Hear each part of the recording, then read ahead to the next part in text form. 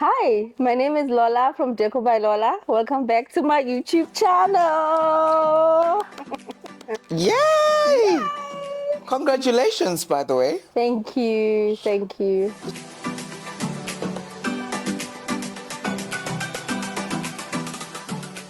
I chose the name. I went around in circles.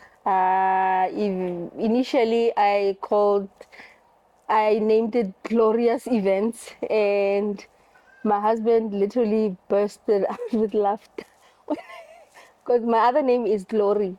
So I was like, no, let me just call it Glorious Events. And it was more spiritual and connected and in line until I realized that every time someone gives me a concept, I interpret it my way. So I said, let me just call this Deco by Lola. It's how Lola interprets decorating a specific theme. And it fitted and it felt so right. And I went on with it.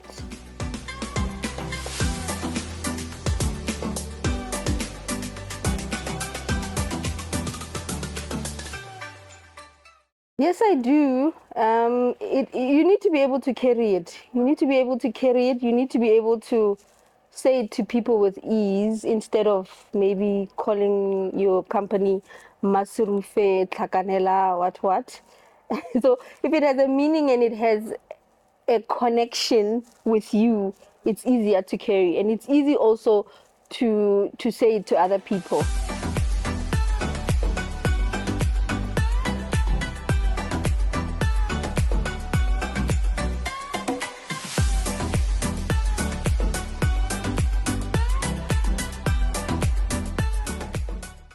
I did the work, and later on, I may say a year later, I realized that I could lose the name, the Deco by Lola name, after working so hard and sort of establishing it.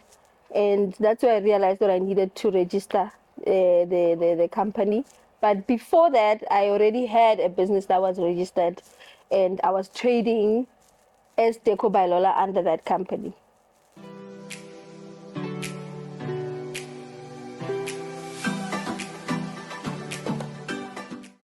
If you can recall, in our first interview, I spoke about how I DIY'd my way into the industry. But one thing that I noticed in the early stages of the business was that it's easy to not have money. And that was one thing that was burning in me, that I want to make sure that even if I don't get events at the same rate every month, I need to be able to cover my expenses and the running of the company every month sort of the same way. So early in the business, I did sort of formalize the financial management of the company.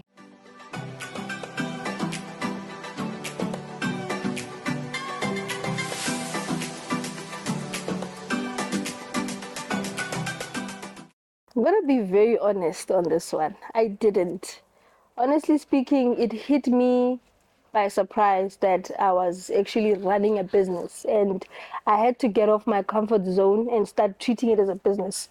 Initially, it was I'm operating with passion, I'm happy and I'm driven, but then again, along the way, I realized that I was handling people's most important days and I couldn't afford to slip up. So I needed to have my ducks in the row. And that's where I then started to formalize and plan everything. Okay, sharp, how do I want the business? Where do I want the business to be in a few years' time? What do I want? And in that process, that's where then I started discovering myself, for which role am I going to fill in the industry, instead of when I was just going everywhere with rentals, with all these other things that I was doing before I found my true niche. And it kept on evolving. So let me say 5 years ago, since the beginning of the business, and now I've evolved into something totally different from where I started. Some of them are coming back, that some things that I did in the beginning, they're coming back, but they're coming back better planned, and with a better purpose.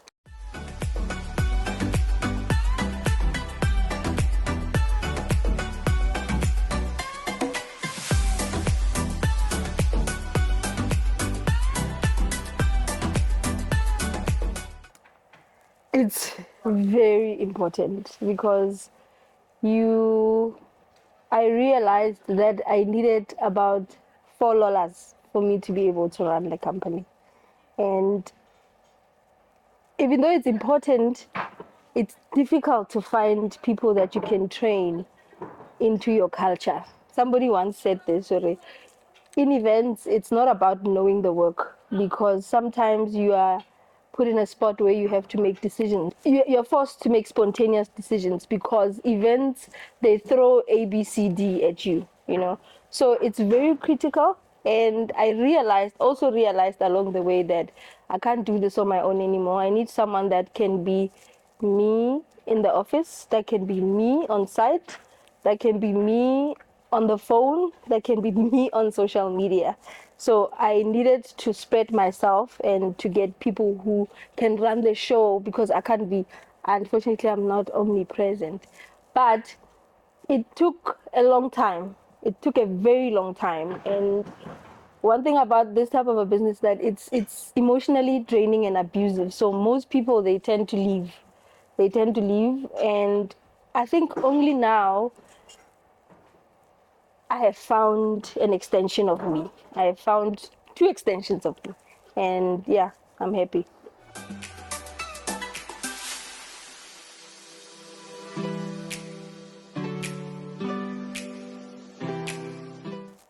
I think I was able to establish, especially the right hand person that I have right now, I was able to establish that she's the right person after going through the grind with her.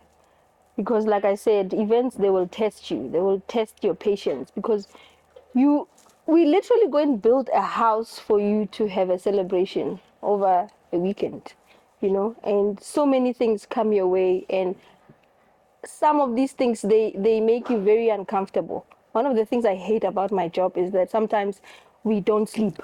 Imagine being expected not to sleep for 24 hours or sometimes even 48 hours. So the response that I got from the current assistant that I have the response I got from her when we were faced with such situations made me realize that she's carrying the brand and carrying the load with me. That made me realize that, okay, no, I'm in the right track.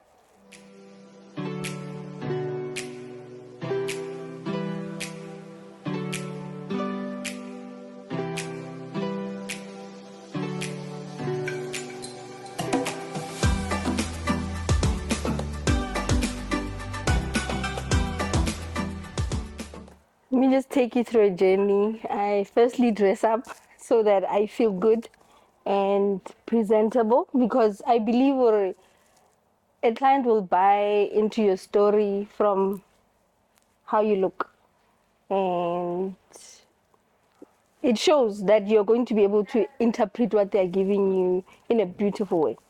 And arrival, first question, I always allow my client to dream. We sort of go through the wedding without the wedding. You know, we start from scratch. I'm like, oh, okay, so who are you? Where do you come from? Your background? What type of a wedding are you going to have? Are you having like a wedding at a venue? Are you having a wedding at home? If you're having it at home, what type of a family do you come from, and what type of a hood do you come from? There's so many different weddings out there. Limpopo kind of weddings, there are a different kind of weddings, venue weddings, Gauteng venues, Tswana weddings, they are different. Yeah, that is culture. Are you taking offense? Offense. You know? Yes, so I sort of find out the culture of the client and we dream. From there, we start dreaming. We're, okay, so how do you envision your day?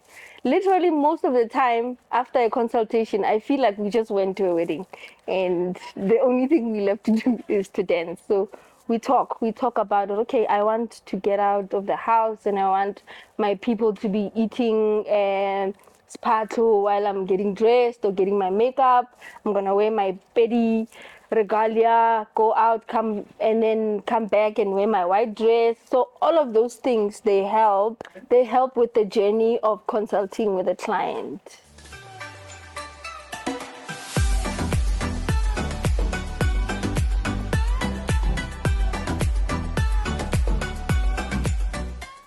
for the people, a heart of service, because we serve. Sometimes we serve beyond our call of duty. Yeah. So a heart for a client, or they came to me, they want me uh, to serve them and do their decor on their wedding day. Sometimes the decor flourishes, but other parts of the event don't flourish. And you have to, if you're serving and your heart is in the serving place, you will be able to cover all those other places without a glitch.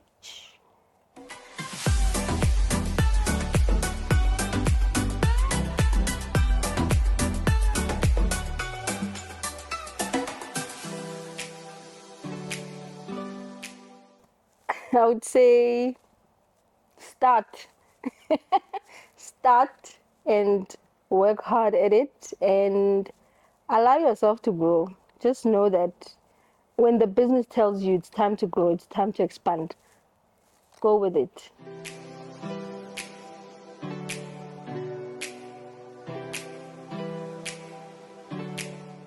Hi, my name is Lola from Deco by Lola. Welcome back to my YouTube channel. Please like, subscribe, and share. Wait, when are we touching the flowers? I'm tired of talking.